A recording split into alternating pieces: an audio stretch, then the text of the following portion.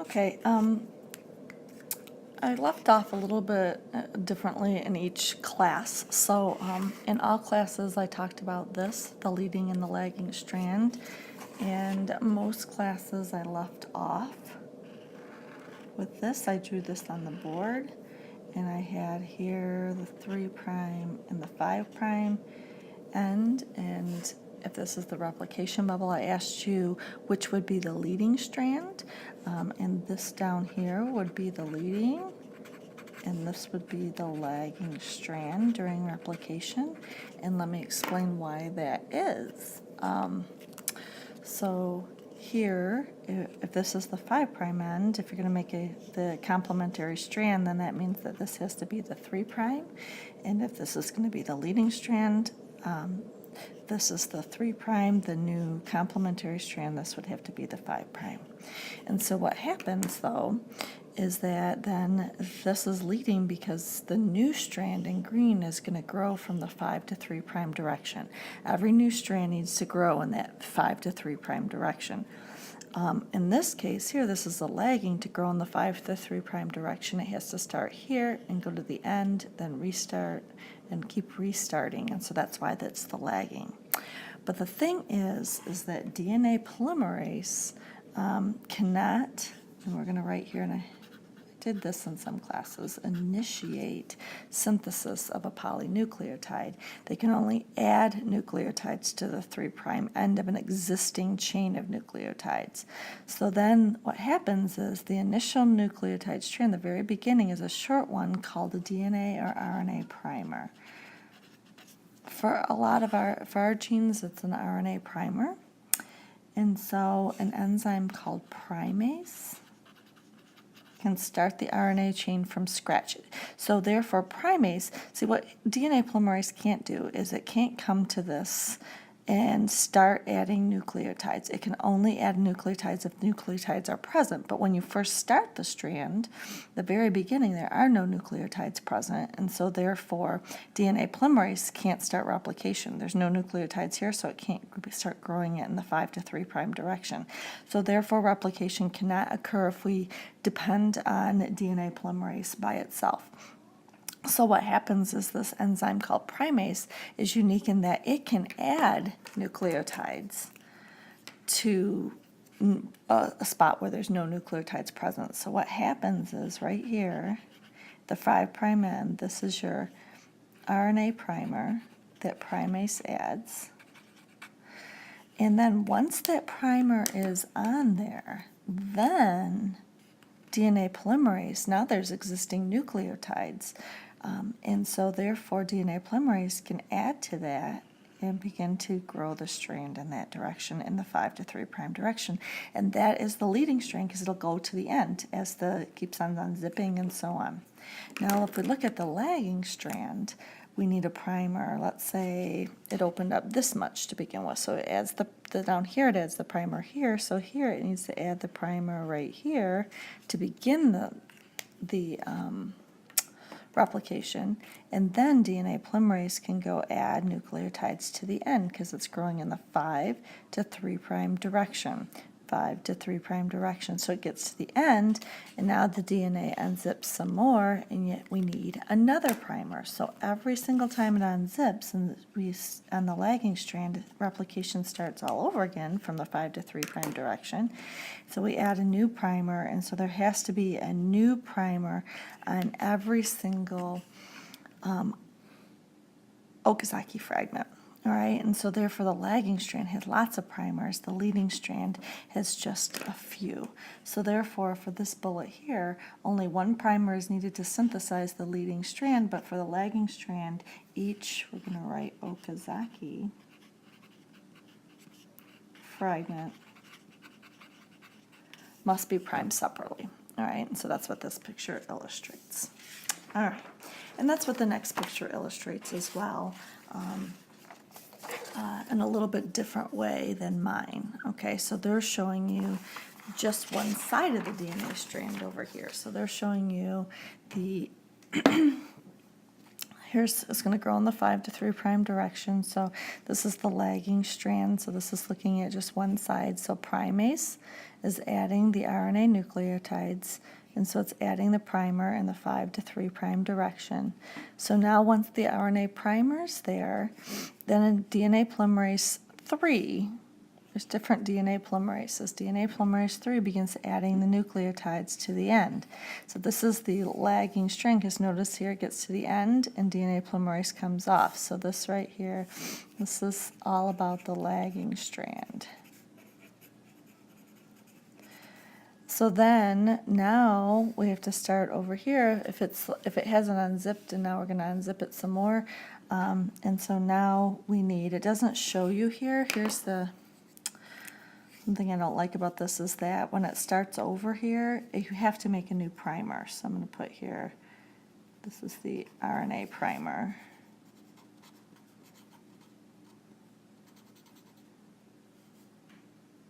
ER primer. And then, so once the RNA primer is put on here by primase, then the DNA polymerase continues adding nucleotides till it gets to the other Okazaki fragment, all right, and then it'll come off, and this will keep on happening. Then up the stream here, you'll have another primer, it'll add nucleotides. But the thing is eventually, we want two things to happen. We don't want our DNA embedded with all these RNA nucleotides. So, like if we look back at this picture I drew before, this one, we have all these RNA nucleotides interspersed in our DNA, and we want all DNA. Remember, we're copying DNA. We want it to be all DNA.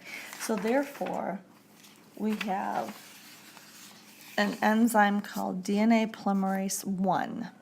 So DNA Polymerase 1, we'll write about this here, replaces the RNA nucleotides with DNA nucleotides. So it switches them out. And then in comes ligase to glue them together. So at the very end, you get a full replicated piece of DNA. So going back to this picture here, what it would look like after DNA polymerase 1, DNA polymerase 1 takes the RNA nucleotides and replaces them. So all the orange ones would be replaced with green. And then ligase comes and glues them all together so that they're no longer in fragments, but in one continuous nucleotide chain. So let's write about these other proteins. So a couple of things so that's the big picture as far as what happens. And so this enzyme called helicase, way at the beginning, to untwist the DNA, helicase untwists the double helix and separates the template DNA strand at the replication fork. Then you have these what are called single-strand binding proteins binding to and stabilizing the single-stranded DNA until it can be used as a template. So remember, you have your DNA molecule, so we have to untwist it at the beginning and separate the two strands. But what happens is that those two strands, we don't want them to go back together. We want to keep them apart so that we can add the nucleotides. So that's what those single-strand binding proteins do, is they keep them from rehydrogen bonding back together. Topoisomerase, it says correct overwinding. This is going to be not on our test, so not on test. You don't need to know that one. All right, primase synthesizes an RNA primer, so we talked about that at the beginning. All right, at the 5' end, so the thing can grow in the 5 to 3' direction. Then what enzyme is the one that adds the nucleotides continuously to the leading strand and elongates Okazaki fragments? That is DNA polymerase. And then there were numbers. Do you remember which one it was? 3 or 1? If you said 3, you would be correct. All right, so then the one that removes the primer and replaces it with DNA is DNA polymerase. And you probably, by process of elimination, should have guessed 1. And then what glues them all together, joins the DNA strands to hook them all together? Do you remember? It is DNA ligase. Joins them. Okay? And so those are your major kind of players in the role of DNA replication. So this picture here gives you an overall view as far as what's going on here. So if we look here and you look at what's going on, you have your leading strand, you have your lagging strand, and you've got all kinds of things, everything going on at the same time. What thing happens first? See if you can think about what happens first. If you need to pause this, check yourself to see what you would say on this happens first. After you paused it, you should have come up with that the helicase has to unwind and unzip or break apart the double helix. And so on this picture, which is helicase? If you need to pause it, do so. Helicase is right here. All right, so I'm going to write here. So this is step number 1. Helicase unwinds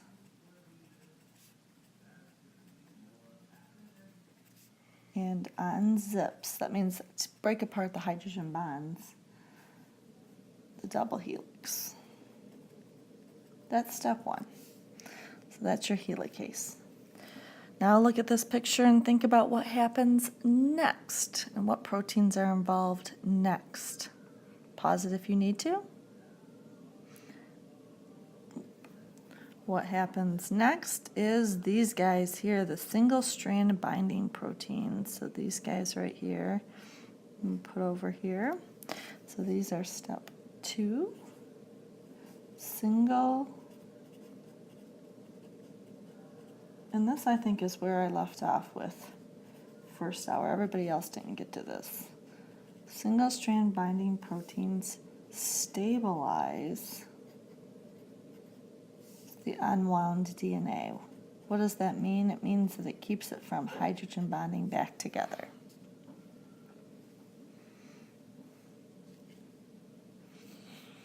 So then what I have for step 3 and 4 is about the leading and the lagging strand. I'm going to make the leading strand step 3, but really those two things happen simultaneously. So over here with the leading strand, we're going to put here step 3. This is made continuously in the 5' to 3' direction. And so in this case here, how do we know it's the 5' end? Well, let's look at over here. This is the 5' end of the original dark DNA here. That means that has to be the 3', which means the new strand, the complementary strand we're making, this is its 5' end, so it's going from 5 to 3'. All right, so that's what's going on there, and that's how we know it's the leading strand. And so this would be over here the 3' end of that strand. All right, so at the same time that's happening here, for the lagging strand, this lagging strand, that's step 3 with the leading. The lagging strand, let's put step 4. This is not made continuously, it's made discontinuously.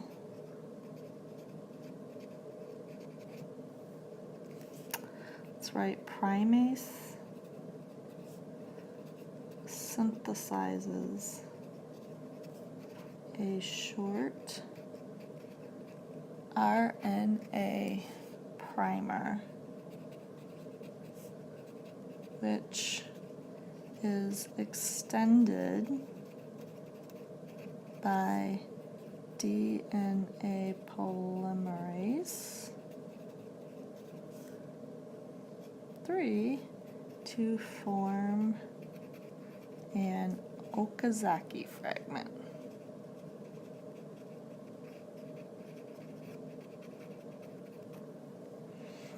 And that's what we have here. So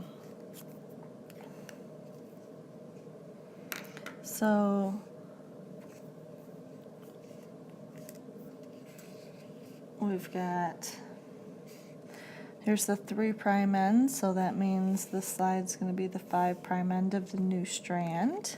So it's 3', so this is going to be the 5'. And so this is growing in the 5 to 3' direction. So remember, each time as it unzips, we make a new fragment. And this is beginning the new Okazaki fragment here. Notice that there's a primer that was added. And so over here, they're showing you primase on the next fragment. So primase is making the primer right now for the next fragment. It's already done here. The RNA primer is already done, and DNA polymerase 3 is now adding the nucleotides till it gets to the beginning of the next Okazaki fragment. After this primer is built, DNA polymerase will come over here and build. All right. So what happens to those Okazaki fragments up here? So we have DNA polymerase 1, remember what that's doing? It's replacing, so this is replaces RNA primer with DNA. So it's doing that. Notice up here with this fragment, our primer is already replaced. So DNA polymerase already did that here, and now we have ligase. Remember, that's the gluing together, glues fragments together.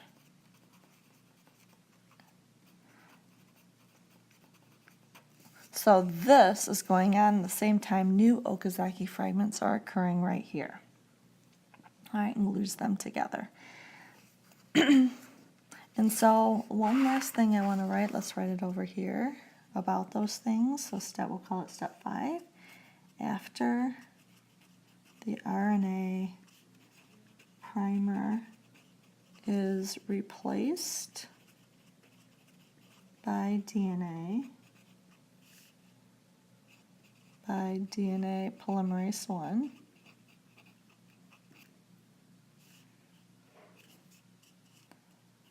DNA ligase joins the Okazaki fragment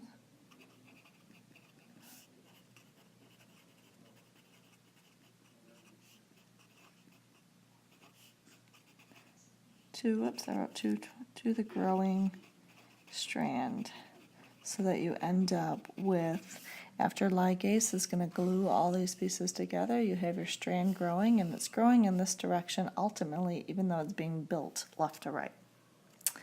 And that is the role, or all the parts that go with DNA replication. Alrighty. So then what happens, doesn't happen very often, but what happens if there's a mistake? So this is proofreading and repairing DNA. Luckily, if the mistake gets added, let's say the DNA polymerase tries to add a T to a C, and you know that T is supposed to go with A. So we have enzymes, other classes of DNA polymerases. We talked about 3 and 1. There are different classes of them. Proofread newly made DNA, replacing any incorrect nucleotides. So in mismatch repair of DNA, repair enzymes correct errors in base pairing. So they correct the errors and replace them with the right base, and that's called mismatch, where they're matched wrong. Then there's nucleotide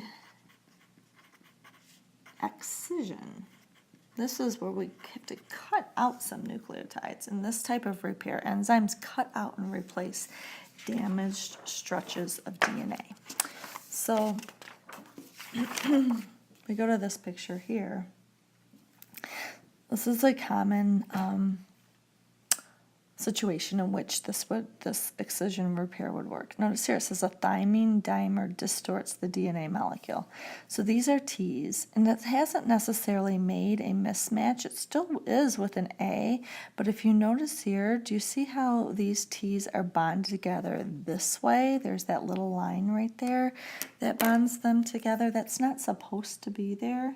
And that binding that way, instead of, they're supposed to be hydrogen bonding with the bases across from it, distorts and changes the shape of, and you see this, of the DNA, and you see this bulging. And so that's what a thymine dimer, that's what it means by distorting the DNA molecule. So an example of something that could do that is UV damage, ultraviolet light. So in comes an enzyme called nuclease. So this I'm going to have you box in. This you need to know. It cuts, you need to know this one. Nuclease cuts the damaged DNA at 2 points. So here's the cut right here. That's what this arrow is, and a cut right here. So 2 cuts on either side of the damaged DNA and removes that damaged section. So then we have to replace that damaged section. So in comes another DNA polymerase that repairs it and adds the correct nucleotides, fills in the missing nucleotides, and then we have to glue it together. What glues it together? DNA ligase. And now you have a fixed, quote unquote, fixed DNA molecule. All right, and so no longer is damaged anymore, and so that's called excision, nucleotide excision repair. So we're cutting it out. Otherwise, the mismatch repair, just if it accidentally puts the wrong nucleotide, takes it out and puts the new nucleotide in. So luckily we have enzymes that catch most of our damaged DNA, most of our mistakes and so on, and so we rarely see repercussions from that. So in here it says, though, that this imperfect nature of DNA replication, because there are mistakes that can happen, and sometimes they aren't caught, the imperfect nature of DNA replication and repair can increase variation. How in the world could it increase variation? Well, if a mistake occurs in your DNA, and then that mistake allows individuals to produce a different protein, and that protein gives a trait that is beneficial, then that introduces a new trait or new gene into the population and therefore increases variation. And so remember, that's the stem of how all different types of genes originated to begin with. Why flies have red-eyed and white-eyed genes. Remember, the white-eyed was the mutation, the red-eyed is the wild type, and so how do we get those different colored eyes? The original gene was mutated, and therefore increasing genetic variation. And the last little part of this is about what happens at the end of DNA molecules. So back over here, I should go back to this. When we talked about how you need a primer and how the primers are replaced with DNA nucleotides, the problem is at the ends of the DNA, because DNA polymerase that replaces the primers with DNA nucleotides still can't add to the end of a growing chain. So let me explain what this means. It says limitations of DNA polymerase create problems for the linear DNA of eukaryotic chromosomes. The usual replication machinery provides no way to complete the 5' ends, so repeated rounds of replication produce shorter DNA molecules. Eukaryotic chromosomal DNA molecules have at their end nucleotide sequences called telomeres. These do not prevent the shortening of DNA molecules, but they do postpone the erosion of genes near the ends of DNA molecules. So let me explain what that means. Okay, so we're going to draw a series of pictures over here. So here's a kind of similar to the picture we drew before. And so here's the 3' end, here's the 5' end. So when we make our new DNA molecule, this needs to be the 3' or the complementary for each side. And so what happens is, remember that we have one primer here and we have multiple primers here, where this one primer here will build the strand continuously, and that's why that's the leading strand. This will build to the end, but then need an additional primer to build the next Okazaki fragment, and so on. So with that being said, what happens is that when we finally get to the end, let me draw this here. So this is the same molecule. Here's the 5', 3', 5', 3'. And then here, we're going to have the complementary strand, this is going to be the 3 and the 5 prime, 5 prime, and 3 prime. So what happens is, remember at the original, you had one primer, and then this continues on. Here you had multiple primers, primer and built in this direction, primer and built in this direction. I'll just do 3 here, primer and build in this direction. So you got these fragments, and so you have a whole bunch of primers to replace, because remember they're RNA, we want to replace them with DNA, and here you have one. All right, so what happens is that, let's get a different color here. So all these primers, the mRNA primers, are replaced with DNA, right? So I'm going to go ahead here. So and then ligase hooks them together. So what happens, if we look over time here, so here's this, 5 prime, 3 prime, 3 prime, 5 prime. The new one here is 3 prime. It's going to be 5 prime, 3 prime. This is 5 prime. All right, so when we draw this, so now pretend like this. All right, so DNA polymerase is going to come and replace this orange with green. So it's no longer going to be green. And then ligase is going to hook them together. So what's going to happen is that the line is going to be all green. The problem, though, is at the ends here, these two ends, when you take away, pretend like we take away these orange ends.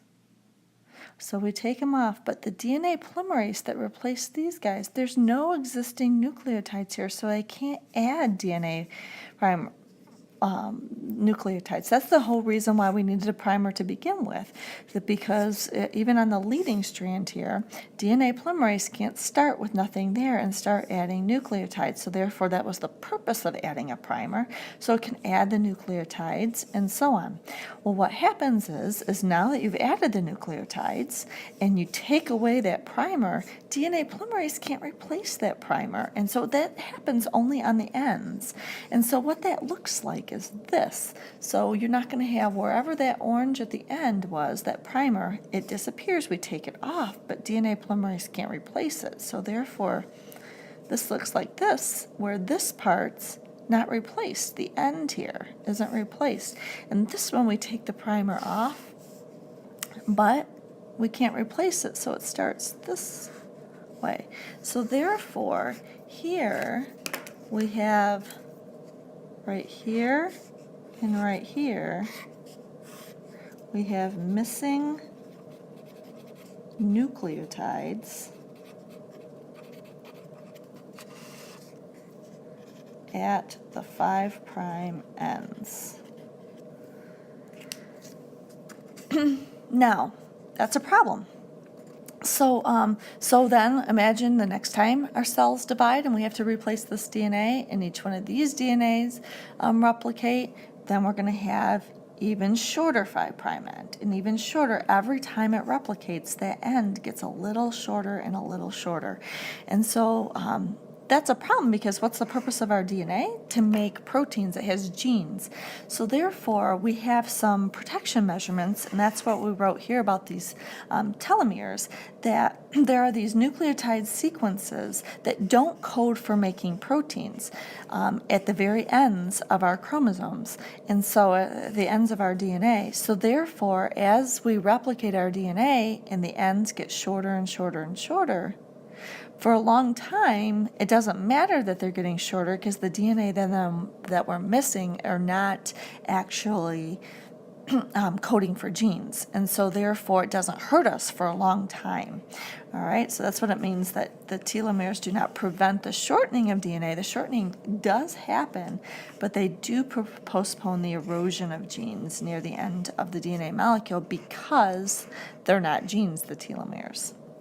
All right, and so that's a protection measurement. Eventually, the more times a cell divides, eventually, like if this is bullets do here. Like if this is, let's say, the start of genes here, and right here, eventually over time, as the DNA keeps replicating and the telomeres get shorter and shorter, it'll eventually start getting into the genes and therefore affecting us. But it's not till later on. And I think that the shortening of the telomeres here and the ends of the chromosomes have to do with the aging process and what happens as cells get older, because those older cells have divided more. Okay. So the problem becomes, and what these last two bullets are, is making egg and sperm cells. When we make egg and sperm cells, we want to give the full DNA molecule, one of every kind, to our kids in our egg and our sperm cells. So the babies have all their DNA and they don't have shortened chromosomes. So that's where this bullet says if chromosomes of germ cells, now what in the world is a germ cell? Germ cells, let's put over here, germ cells divide to make gametes.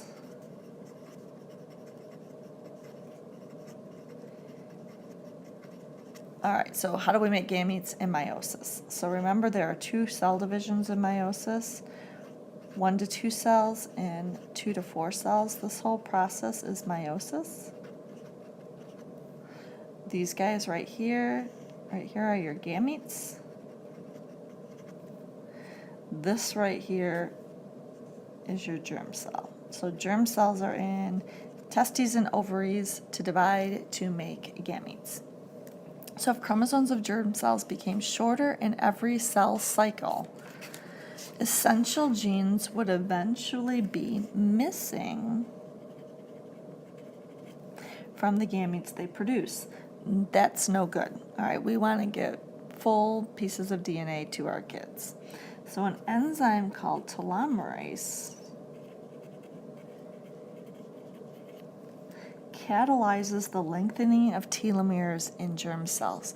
So we have this special enzyme, remember ACE is the enzyme, special enzyme that just in our germ cells takes any shortening, and telomerase can add nucleotides to the end and fix it. So telomerase, if I were to act as telomerase here, telomerase can go over here and fix and add the missing part here and add the missing part here so that our germ cells have the correct amount of DNA and we don't have babies that have shortened chromosomes and therefore are kind of behaving as older cells than they actually are.